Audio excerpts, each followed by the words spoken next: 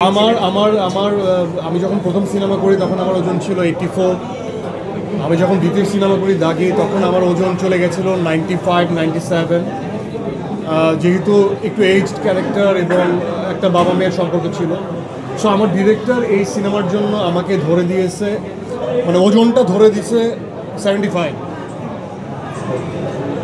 তো এক মাসে বা দেড় মাসে টোটাল ড্রাফট রেডি হওয়ার পর এই এক মাসে এই 20 কেজির যে ধকলটা, এটা কোনো হিউম্যানলি পসিবল না। সো যে কোনো জায়গার থেকে এটা পসিবল না। তো আমরা তারপরে এই এফোর্টটা নিছি, নেওয়ার পর আমি 95 ছিলাম, রাইট নাও আমি 83।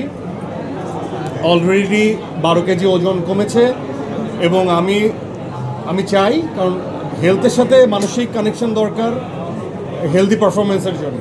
সো আমি চাই আমি আমার ডিরেক্টরকে হ্যাপি করতে। আমার ডিরেক্টর আমাকে যে চ্যালেঞ্জ ছুড়ে দিয়েছে সেটাকে আমি অ্যাচিভ করতে চাই। এবং এটা যদি ইললজিক্যাল হতো, এটা ইললজিক্যাল হতো তাহলে আমি এটা মেনে নিতাম না। যেহেতু এটা লজিক্যাল এবং আমাদের গল্পের স্বার্থে এটা দরকার, সো আমার কাছে প্রত্যেক সময়ের ছবি তোলা আছে।